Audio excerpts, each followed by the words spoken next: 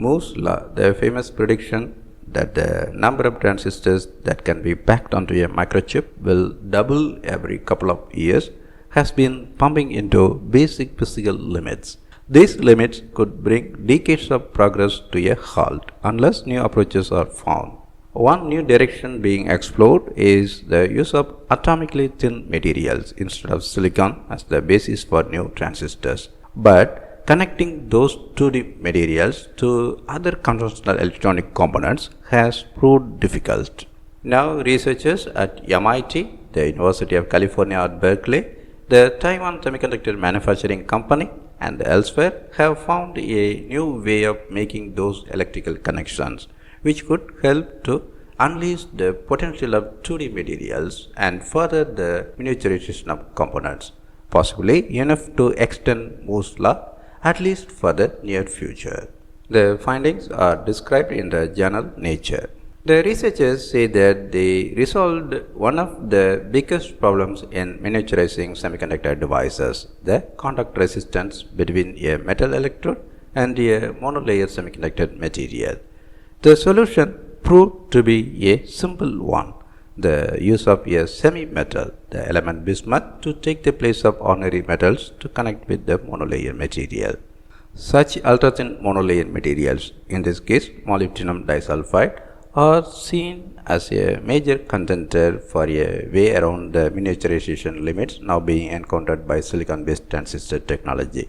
But creating an efficient, highly conductive interface between such materials and metal conductors in order to connect them to each other and to other devices and power sources was a challenge holding back progress towards such solutions. The interface between metals and semiconductor materials, including these monolayer semiconductors, produces a phenomenon called metal-induced gap state, which leads to the formation of a Schottky barrier, a phenomenon that inhibits the flow of charge carriers.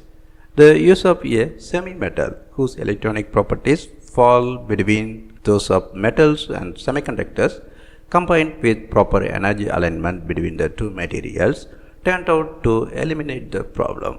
The rapid pace of miniaturization of the transistors that make up computer processors and memory chips has stalled out before around the year 2000, until a new development that allowed for a three-dimensional architecture of semiconductor devices on a chip broke the logjam in the year 2007 and rapid progress resumed. But now the researchers says that we are on the edge of another bottleneck.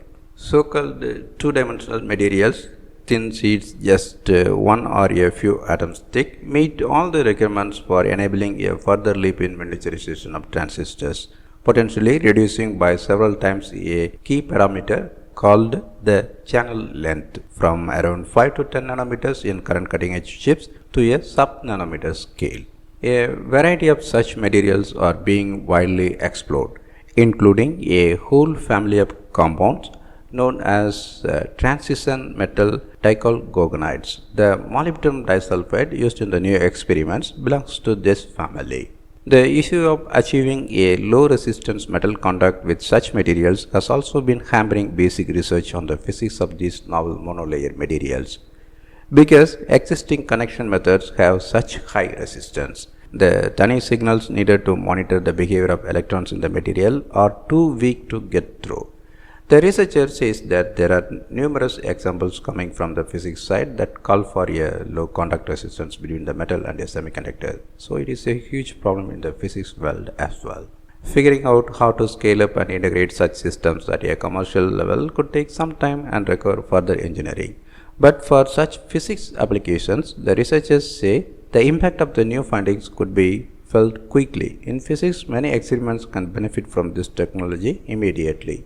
Meanwhile, the researchers continue to explore further, continuing to reduce the size of their devices and looking for other pairings of materials that might enable better electrical contacts to the other type of charge carriers known as holes. They solve the problem for the so-called n-type transistor, but if they can find a combination of channel and electrical conduct material to enable an efficient monolayer p-type transistor as well, that would open up many new possibilities for next generation chips.